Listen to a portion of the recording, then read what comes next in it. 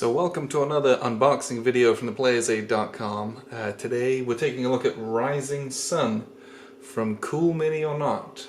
And this is obviously, we're going to do everything, because I think I got, the only thing I didn't get was the metal coins as an extra add-on and the big old neoprene battle mat, because just not my thing, don't feel like it, but I got every other game component that was possible.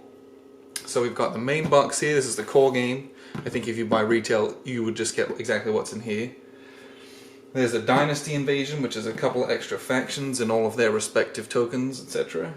There is a special exclusive monster pack with just some monsters, which were extra. If you, I think these might be available retail as a box that you can buy. Then there's the Kami Unbound, which are like the gods, so to speak. So there's a bunch of extra rules there and figurines for those. And this is the Daimyo Box. This is a special box. This has all of the Kickstarter exclusives that I think probably won't hit retail. And then it fits all of these other things in as well. So you don't have to have a billion boxes. I think there was some kind of complaints with some of the previous Kickstarters. There's too much to keep it all in the box, so they've solved that by having this big old Daimyo box. So this is half empty. There's add-ons, but there's space for all of these, which is very exciting. That's been nice. Doesn't take up all of the space in the whole world. And then there's an extra little box which has some extras.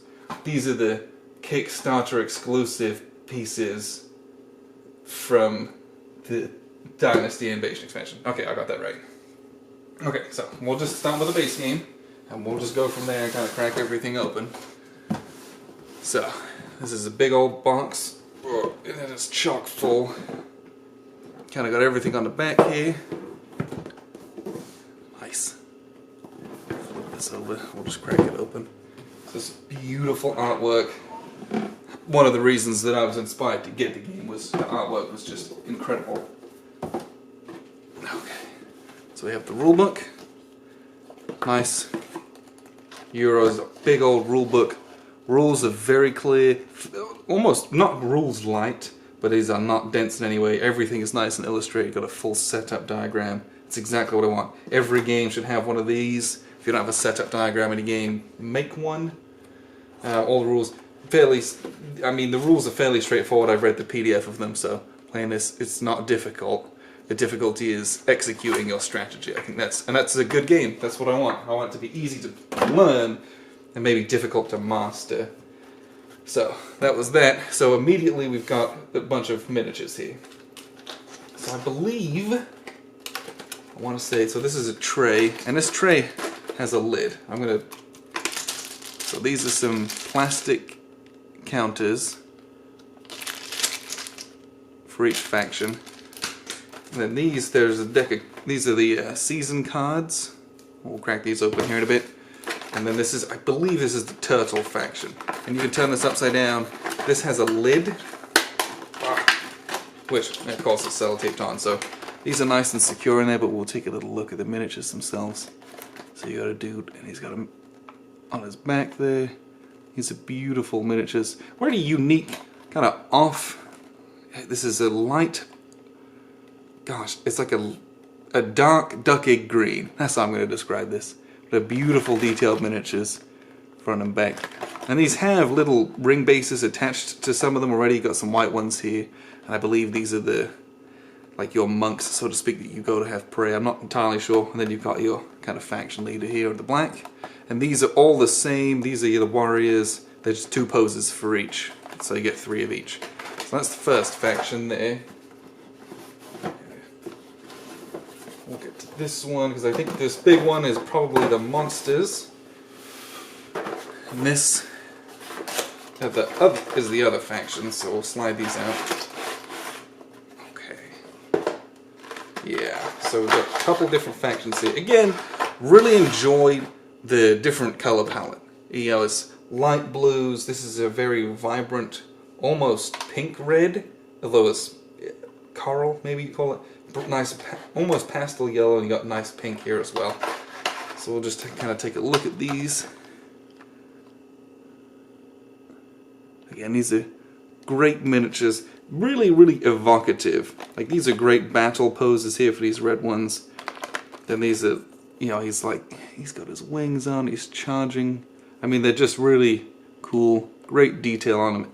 Everything you'd expect from premium miniatures from Cool Mini or Not. So those are really, really neat, good action poses. Those are just gonna look fun on the board. And then we have these factions here. Again, and these are just, what, such a different miniatures from, I mean, there's like a billion different miniatures games out there. But here we've got just a very unique style and theme, which I'm really enjoying. Just something different. Those are great looking miniatures, and these stack like how we got them out, and they stack nicely. These don't have that plastic lid that the Turtle Clan did, but these have the full box to slide into. So not the end of the world there. I'll put those away. Get these out of the way. This is the fun stuff. Here's the monsters.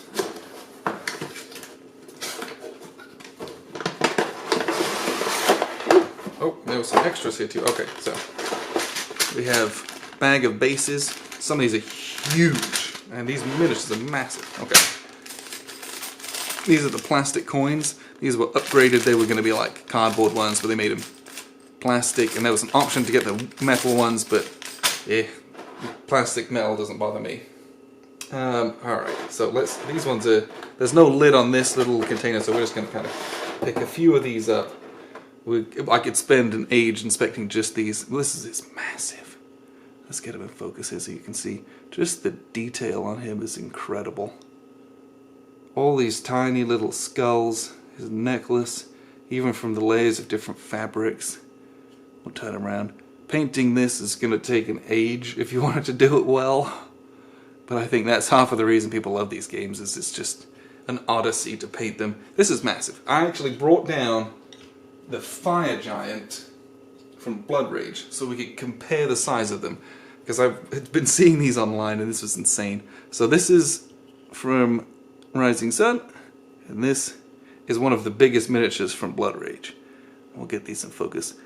Just the size difference is insane. And it's not just his weapon sticking up. His full body is just much bigger, and he's just bigger and taller and more animated. Even if I put him in front, this guy's still got a good inch on him, which is just... And this...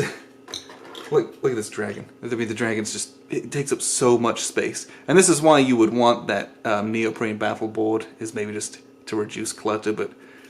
Yeah, I couldn't justify that to myself. But these... What I like about these guys, and I feel like, just looking at these have a very... These are very tall miniatures. And I think that's going to be really evocative on the board of just how much they dwarf. Again, we'll just compare these sizes. They're just a bit bigger. These are going to dwarf your regular factions pieces. These are just awesome, so we'll kind of pop these away and we'll crack on. There's a lot to get through. Oh, that's alright. There we go. So that's those. Those are the monsters for the base game. And then everything else in here is kind of sealed cardboard. Let me crack this open as quick as I can for you. Get a knife. Alright. Well.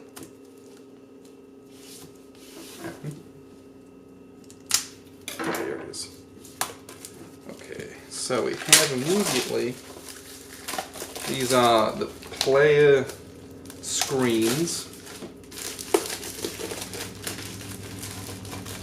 Let's get them open. There we go. As we get a helicopter flying over. So these are the player screens. Yeah. And these are just they're a little trifold on them, and you'll stand these up. So you've got nice artwork on it. Your special abilities on here, so everyone else can know and read what it is, so I have to ask you 100 times. Thanks, appreciate that, that's always nice. And you've got all your different setup, starting stuff, rules of the game, this is how much money you're going to get, your special ability, and then everything. This is where you start on a Y, is where your home province is, and just some end game bonuses so that you can reference that without having to look at the rules every time. And each of these has that. These are just these are like a medium card. They're not super flimsy. These are a bit more sturdy than the ones from Cyclades, but yeah, they're still just foldable cardboard, so you can put them flat away and they stand up decently still. So here's the card. You got the war advantages. So everyone's going to have one of these behind their play screen. You'll choose actions for those. You've got betrayal cards, all the different political boards, more cardboard. So these are the different kind of gods that you'll have out, and you can go and pray to them and get bonuses. There's more tokens. All of these kind of bits and pieces are all upgraded in plastic in the Daimyo Box. So I'm not too worried about these. This is really thick cardboard if you get the retail. This is really thick cardboard. These have a very big heft to them. Very thick. So that's nice. But we've got the fancy pants stuff, which we'll get to here in just a second. But before we do that, let's crack open the board. Let's make some space, because this is what I came for. I saw this laid out at Gen Con at the Cool Mini on Art booth, and I was blown away. Because honestly, it looked like it was a little bit busy on the Kickstarter. I can't even fit the board in, it's so big. But seeing it in real life, I ceased to feel that way. I was worried it would be too cluttered, and I'm like, oh, what's kind of going on? But actually, it's very clear. I don't know if you can see, you got this big sea monster. The artwork permeates every inch of this board. Even the rising sun up here, just the evocative waves. The artwork is just fantastic. I love it. But the important part is these regions, the colored regions that divide the board, they are really easy to see. They have terrain. I think terrain is meaningless, it's just artwork, but it is slightly more muted and washed out, enough where it gives you good definition, and then you actually get, so this is the orange province, this is the green province, and if you can see here, there is an orange and green dotted line between those two, just to make sure that you know, like, this bit goes to here, this bit goes to here, this bit goes to here, just so there's no confusion or anything like that, so that's nice. You've got your different sailing routes here across the sea, and then each province has these bonus sections. You've got kind of a track around the outside for points, and then this is where the gods are going to go, this is where you'll pray to them, you'll go down the line. These are the kind of, this is a track where you'll put those tokens out. That's these, well, I'll get digging out here, but it's kind of these, you'll get cards out that are going to go here. And then you've got an honor track up in the corner here. This is going to determine your turn order. So, that's kind of everything in the base game. I'm actually going to, well, here's what we'll do. We'll crack these open. We'll take a look at the cards real quick. And then we'll just make another video with all the extras in, so this one doesn't take forever.